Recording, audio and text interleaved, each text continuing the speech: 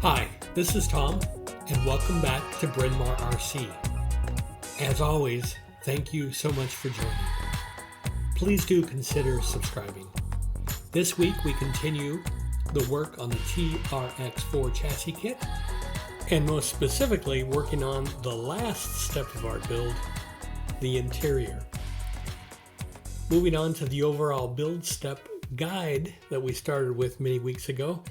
You see here we're on step L, or my step L, which was the interior. So this is always an exciting step. We're getting close to being done. Specifically this week, we're going to, like I said, review the interior. And for the interior, I decided to use the Axial RR10 interior set. This set is technically compatible with the RR10 Bomber and the Bomber 2.0. Of course, compatible, put it in double quotes, right? Any of this stuff that I'm doing for body and interior, you change and shape and manipulate for your needs, as we've seen thus far. As well, I'm using the Axial helmet set. So why these? Why did I pick these two? Effectively, I went for speed, ease, and cost. I try to reduce the cost and try to make this as easy and quick as possible. And this is because, as you know, I'm not in love with this J Concepts GMC body. So I just wanted some interior that was going to fit, look decent, and move forward. Starting working on the interior, the first step is always doing the test fit.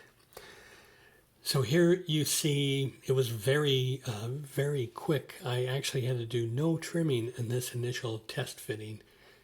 Pop the interior up and underneath the body, put the body on the chassis, and just got a feel for how it looked. In this last picture here you see I actually temporarily popped on the helmets. I did a slight amount of trimming on the front of the interior so it fit more snugly into the body. Second step for this was actually getting some paint on it. Again, this is just a standard Lexan interior. So here you see me painting PS41 bright silver on the underneath of, or I should say on the ground side of the interior, and this is 3 coats to make it look good. Next step was building the helmets. So the helmets come in 3 helmets in the kit. They come disassembled, so we assemble them, and then the kit actually has no means to easily attach the helmets to the body. You could just shoe glue it and be done with it, but I saw another YouTuber actually use a piece of plastic from their parts tree, trim it up, and actually stick it into the helmet as a nice base for the helmet. And that's what you see here in these pictures. I got that all set up. I shoe glued the parts tree plastic into the helmet and then did a quick test fit on the body. What you see here is a quick test fit on the body. Next step was to paint white on the interior and apply the decals. For the white, I sprayed 3 coats of PS1 white on the non-ground side, or the upside of the interior. This is 3 coats, and how I did that was, and you can see some sloppy lines there, but how I did that was to trim away the outer spray shield of the body, of the interior, just like the body, but of the interior, and sprayed white. So I made this color combination very straightforward and easy. And then I applied the decals as we see here. So there we go, is a finished look of the body. Helmets are not done yet, but effectively a finished look of the body A finished look of the interior with most of the decals applied except for the helmets.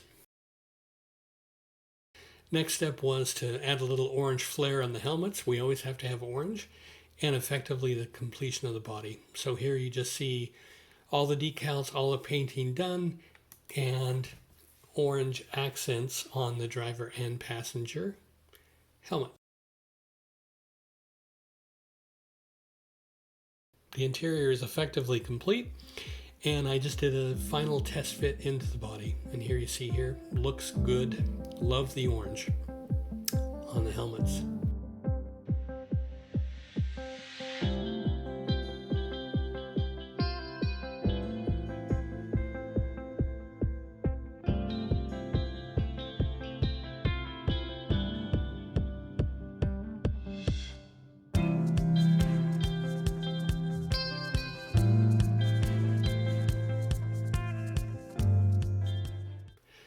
So the last part was just affixing the interior to the body. For now, this is temporary. I am simply using simple green electrician's tape for now.